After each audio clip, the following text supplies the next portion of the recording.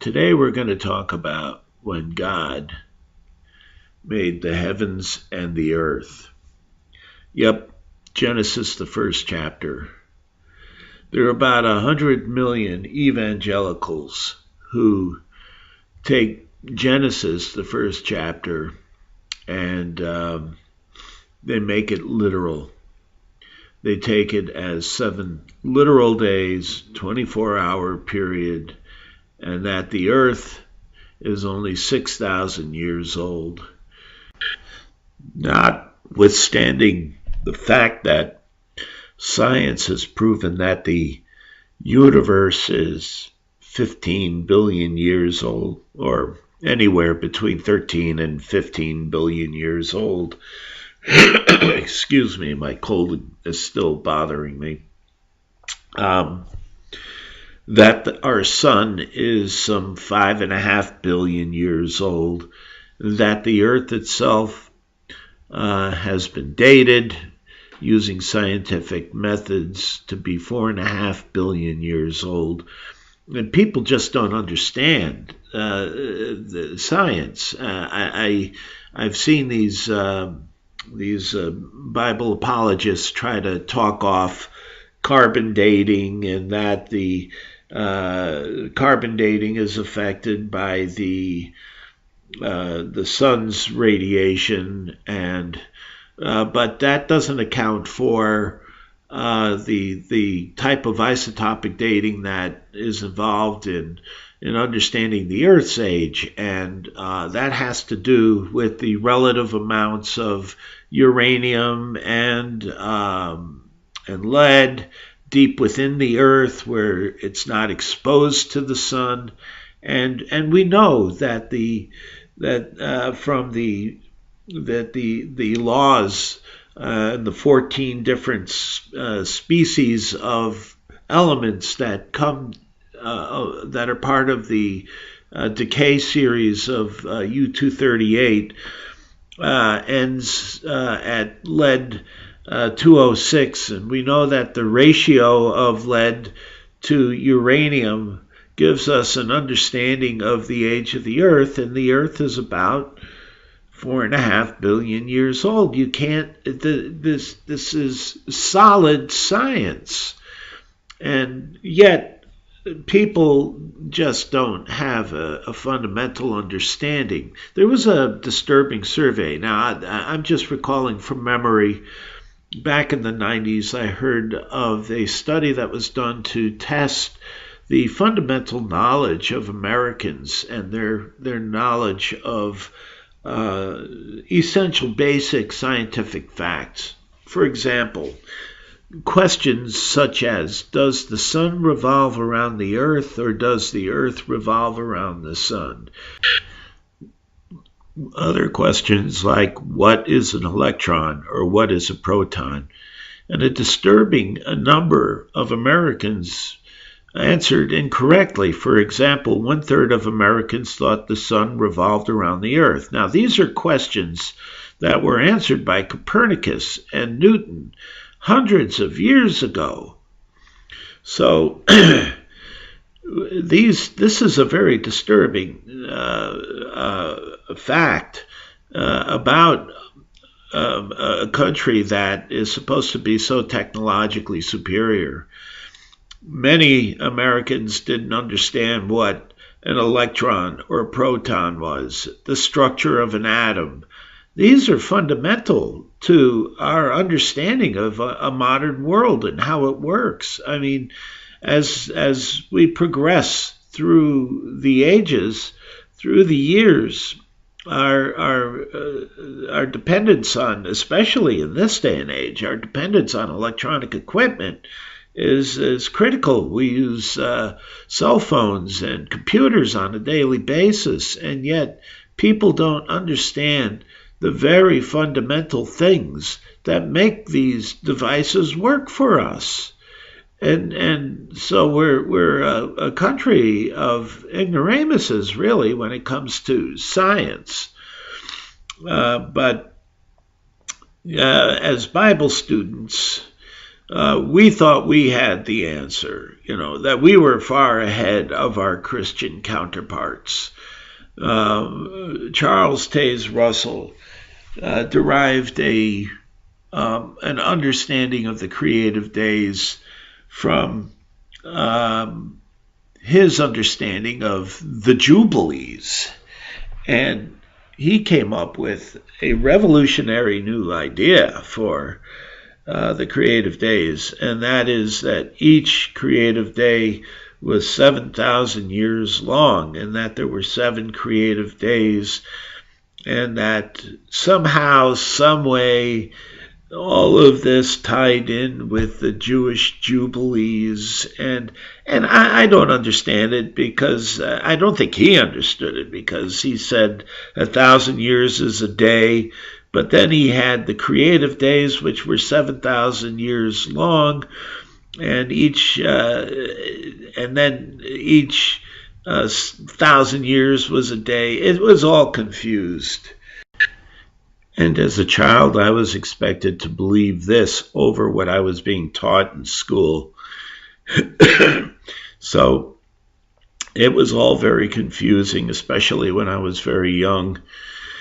But as I got older, and I did a lot of reading, a lot of independent reading as a child, I spent a lot of time in the library. I didn't have many friends, especially in high school.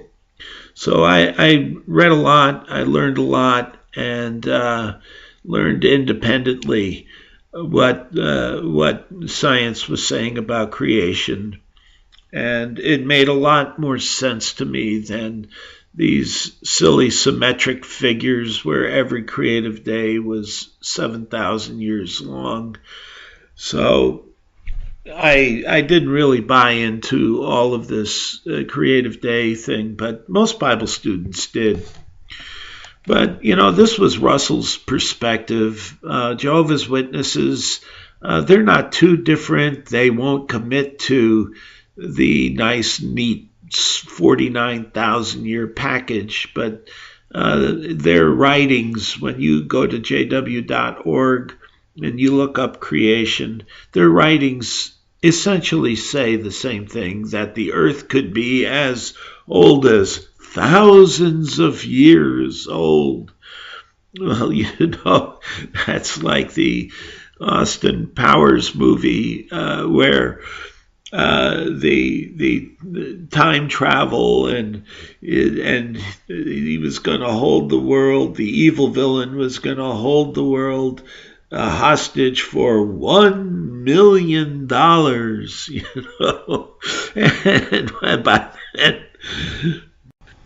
by then, $1 million was hardly anything. And the government was perplexed as to why he would hold the world hostage for such a small amount of money. But anyway, moving on, we're not going to critique the Bible students' version. We're not going to critique the Jehovah's Witness version of creation. They basically believe the Bible. The only nuance is that they believe in thousands of years versus 7 literal days. And when you compare billions and billions of years against thousands, the thousands seem just as silly as the 7 24-hour days. So we're not going to look at that aspect and argue those points because they're all equally ridiculous. But let's take a look at Genesis, what the Bible's perspective is, and we'll go through it and see how Genesis compares to what science has shown. And I think we'll find that the Bible really doesn't have it right. I mean, if the creator and the writer of the Bible was the one who created the earth, then at the very minimum, you would expect that what we find through a scientific study of how the earth is created in earth science, plate tectonics and such that we've discovered over the last century about the Earth's geophysics and how the Earth was made, how the universe was made, the understanding of cosmology that we've come to, that at least in the very broadest sense, the Bible would be at least consistent with what we find through our scientific studies. And do we have to argue the success of science? I mean, after all, you're listening to me on a computer. A computer operates on the basis of quantum physics. Obviously, the GPS that we use operates and is critically needs to employ special relativity, Einstein's special relativity, in order to keep the time differences correct from the satellites that are orbiting the Earth, because they're in constant motion around the Earth at 17,000 miles an hour. So, science has proven itself. I mean, there's no question about that. So, at least the bare minimum requirement that the Bible should not be inconsistent with what we find in science. So what do we do? What do we see when we look at the Bible and we look at Genesis? Well, first, let's go review the creative days pretty quickly. Day 1, God created the heavens and the earth. And the earth was without form and void, whatever that means. Anyway, the earth didn't really have any distinct shape, apparently, and God's Spirit apparently moved upon the face of the waters. Apparently the earth was nothing but water, according to the Bible, and he shaped somehow the earth. And then God said, "Let there be light." All of this apparently occurred in darkness. And then he said, "Let there be light." And there was light, and God divided the light and the darkness, so that the light was called day and the darkness was called night. The second day, God separated the firmament from above the waters, from the waters below the firmament. Apparently, the waters above the firmament, obviously people saw that it rained, so there was water above the earth, and obviously they were floating boats and stuff, so they knew that there was water on the earth, and so this was their answer for how that could be. The third creative day had plants being formed, in particular grasses and fruit-bearing trees. Now, it's interesting that they mention specifically fruit-bearing trees. The fruit-bearing trees are flowering trees, like apples and peaches and so on. These are trees that flower. And that is a very important aspect when we look into creation a little bit more detail. The fourth creative day, God created the sun, the moon, and the stars. He says greater light, lesser light, and he made the stars also. Apparently that was sort of an incidental act to, sort of the finishing touches on the universe. They add the little sparkles in the night sky. To the primitive mind, the stars were insignificant because they seemed so small, but they didn't understand that these were stars, many of them many times larger than our own sun. and they just are so far away that they appear as a pinprick of light in the sky. It's interesting that they mentioned that the sun and the moon and the stars were made on the fourth day. I mean, obviously, people must have known that it took light to grow vegetation.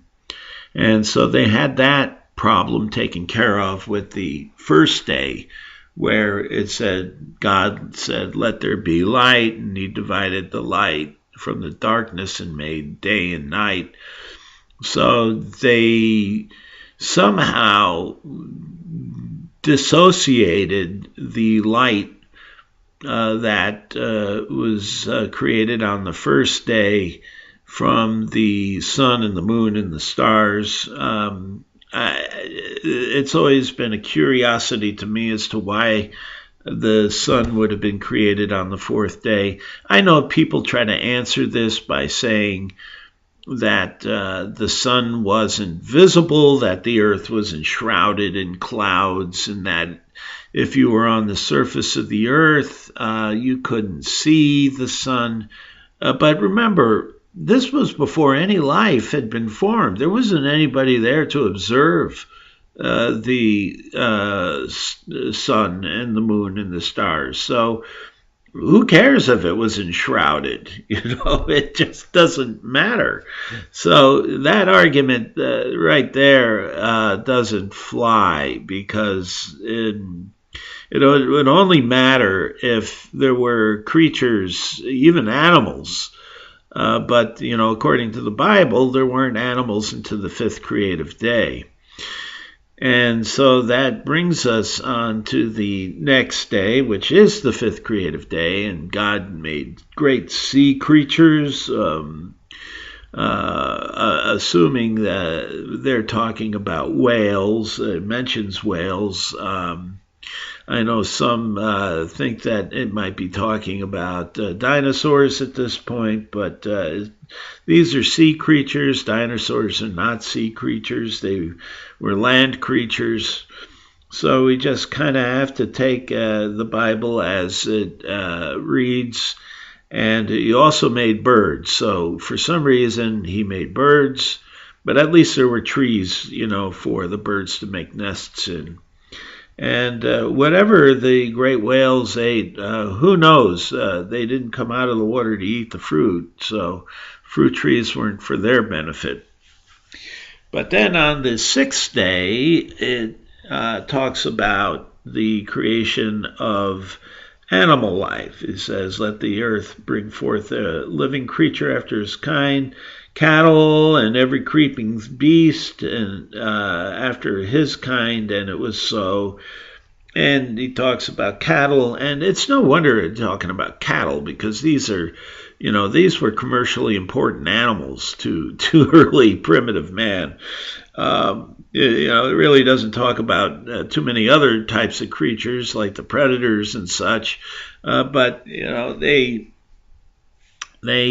seem to omit that. But we take the sixth creative day as being sort of an all-encompassing creative day where everything else was made. So the fifth day, everything in the sea and the air was made, and then the land creatures, four-footed beasts, and the creatures that we see on the Serengeti plains are created on that day, and they're all put in the garden.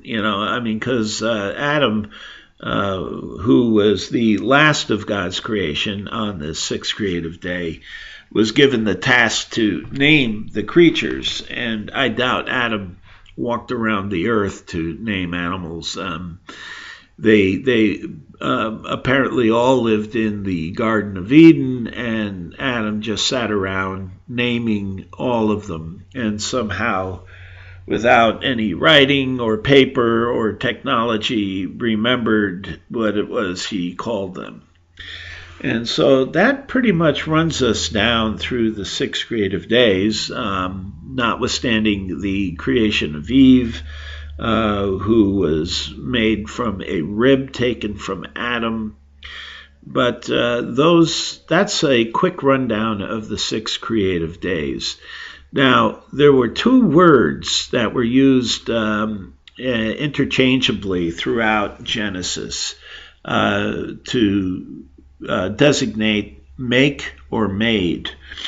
And the first word to create is a primary fundamental Aramaic word that indicates just what it means to create. And that word is, just let me find it here for 1 second. You'll have to forgive me if I didn't pronounce this correctly, but it's bara. It's a primary Hebrew word, and it means to create, shape, or form. And so it's pretty clear as to what that word means. The other word that's used throughout the Genesis account of Genesis 1 is made. And God made a firmament, and God made the animals, and so on. And that is another primary word. You can look these words up in Strong's Concordance. You can find an online interlineary Bible that can give you these definitions along with the text. And that is the word made, or to make. And it means exactly that. It means to make, to fashion, to accomplish, to make. And there are places in Genesis where the 2 are used interchangeably, especially in the 6th creative day, where it says, and God created man in his own image, and that's the word create. Strong's word 1254, bara. And he says, and God created man in his own image, and in the image of God created him, he male and female, and he created them. And then there's a verse, I think, and God saw that everything was good, and everything that he made, and behold, it was very good. And so he's using that as a summary of the previous 6 days, that the creation and the making of everything. And that word made, again, is asa. So in the 31st verse, he uses that to sum up everything. There are verses in which both asa and bara are used interchangeably. And if you do a little study, you can find it yourself. Here, let us make man in our image. And that's the 26th verse. That is Strong's 62:13. That's asa. And he created 1254 bara. He created man in his own image. So, in that context of making man, he uses both words. And so this idea that there's a differentiation between the words, I've seen it argued that on the 4th creative day, when it says God made the sun and the moon and the stars, or the greater light and lesser light, that that word made really didn't mean made. But, why? How can you change that meaning when in every other context it means make or to create? And then suddenly in the 4th creative day, you have a different interpretation for that word, make. So, you have to be consistent. So people are being disingenuous when they argue that the word to make in the fourth creative day, fourth creative day on the sun, the moon, the stars, that they're being disingenuous, that God actually made those things. It means make. And so there's this inconsistency. The sun was not made after the earth. Who knows what this first day light was? And one other inconsistency that I'd like to point out that I just recently learned is that this idea, going back to the third creative day, about fruit trees. It specifically talks about fruit trees. Fruit trees are flowering trees.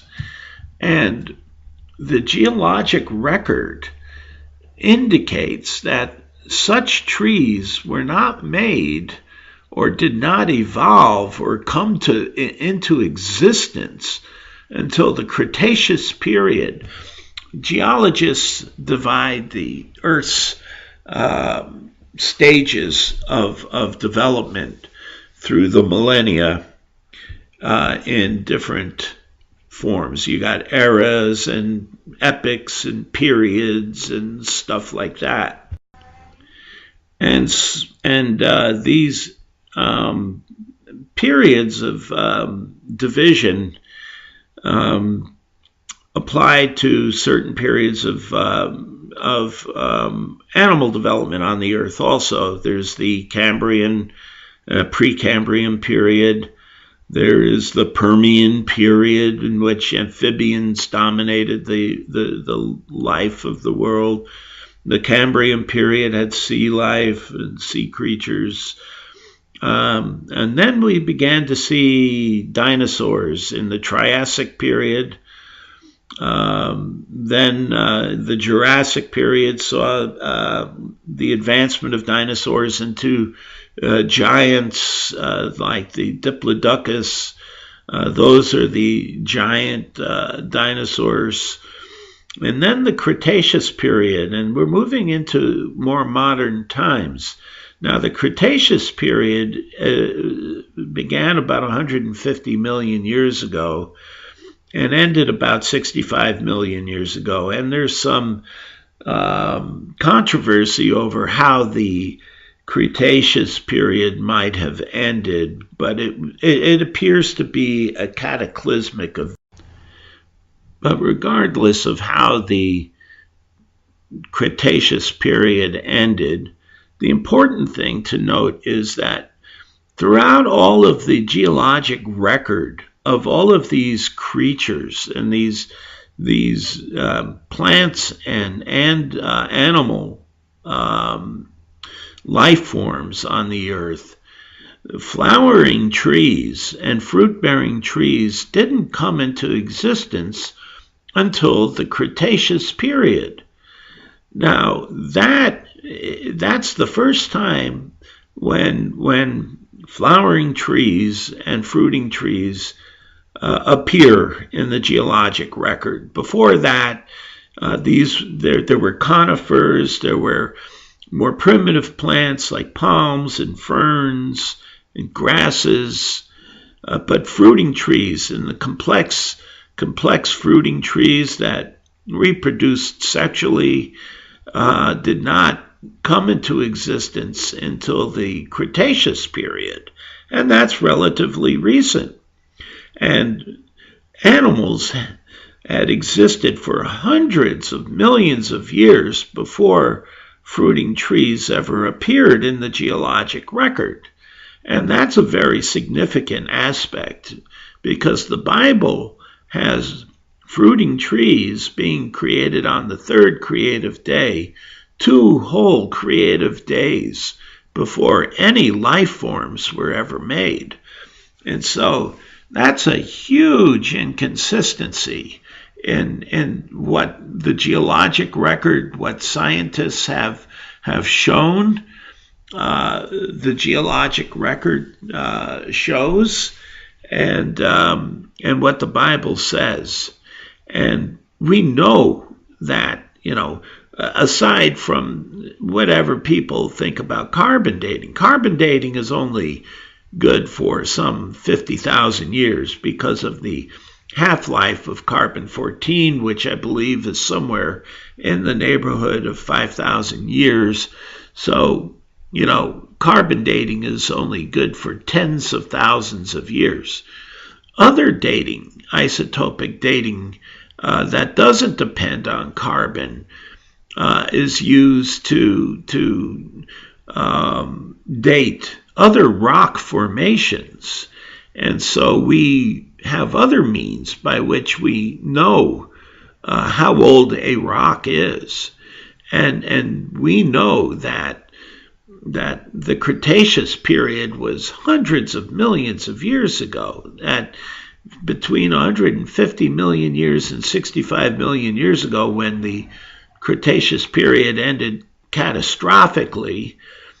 That's when fruiting trees appeared on the earth. And so there's, to me, that is a major inconsistency that it can be easily overlooked if you don't know how special fruiting trees are. So, again, I don't have to say much. If God created the earth, and if God was the one responsible for having the Bible written, then at a bare minimum, Genesis should be consistent with what we find in science. And, you can disparage science as much as you want. And then if you do, then the computer in front of you is no more valid than any other scientific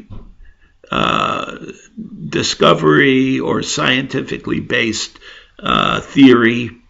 Again, I don't want to go into what a theory constitutes, but when you've reached the stage of a theory, it's pretty well understood to be fact.